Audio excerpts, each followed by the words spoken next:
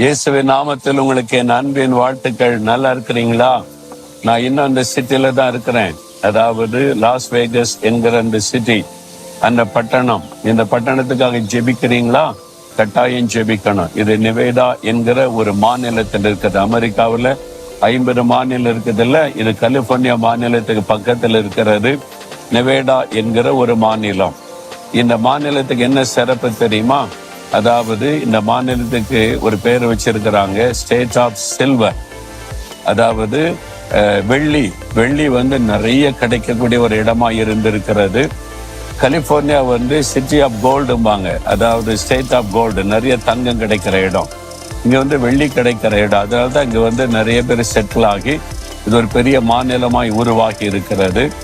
இங்க இருக்கிற இந்த பட்டணத்திலிருந்து உங்களோட நான் பேசுகிறேன். சரி, இந்த நாள்ல ஆண்டவர் எனக்கு என்ன வசனம் வைத்திருக்கிறார்? நீதிமொழிகள் 16ஆம் அதிகாரம் 20வது வசனம். விவேகத்துடன் காரியத்தை நடப்பிக்கிறவன் நன்மை பெறுவான். உங்களுக்கு ஒரு நன்மையான காரியம் நடக்கணும். உங்களுடைய பிள்ளைகள் காரியத்துல, அல்லது உங்களுடைய பிசினஸ் காரியத்துல, ஊழிய காரியத்துல ஒரு நன்மை தடைப்பட்டுக்கிட்டே இருக்கிறது.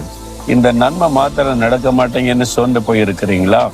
விவேகத்தோடு காரியத்தை நடப்பிக்கிறவன் அவன் நன்மை பெறுவான். நம்ம எந்த காரியம் செய்தாலும் நம்ம நினைச்சபடி நம்ம ஏமாற்றம், நிறைய தடைகள். இனியாவது அதை விட்டு ஆண்டவர்கிட்ட சொல்லுங்க, நான் தப்பு பண்ணிட்டு ஆண்டவரே, என் சொந்த பலம், ஞானம், புத்தியை சார்ந்துட்டு என்னை மன்னிச்சிருங்க. புத்தீனமா நிறைய காரியம் செய்தனால என் குடும்பமே பாதிக்கப்பட்டு போச்சுது. என் பிசினஸ்ல பாதிப்பு தவறான தீர்மானம், புத்தீனமா செய்த காரியம்.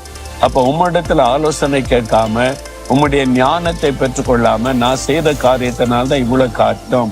இன்றைக்கு என்ன ஒப்பு கொடுக்கிறேன், எனக்கு இதுல ஞானம் கொடுங்க, வழிநடத்தல் தாங்க அப்படின்னு கேளுங்க. இந்த தீமை நன்மையா மாறிடும், தடைகள் ஆசீர்வாதமா மாறிடும், நஷ்டம் உங்களுக்கு லாபமாய் மாறிடும்.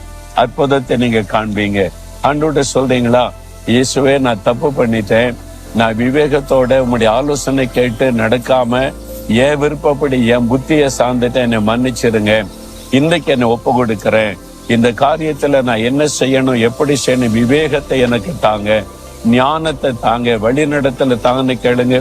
இன்றைக்கு அதுக்கு ஒரு சொல்யூஷன் ஆண்டவர் தந்துறார் பாருங்களேன். சொல்லுங்க, ஆண்டவரே, நான் புத்தீனமாய் செய்த காரியத்தை மன்னிச்சிருங்க. சுயமா யோசித்து செய்த காரியத்தினால் வந்த விளைவுகளை மன்னிச்சிருங்க. இன்றைக்கு உங்களுடைய ஞானத்தை கொடுங்க, வழிநடத்தலை தாங்க.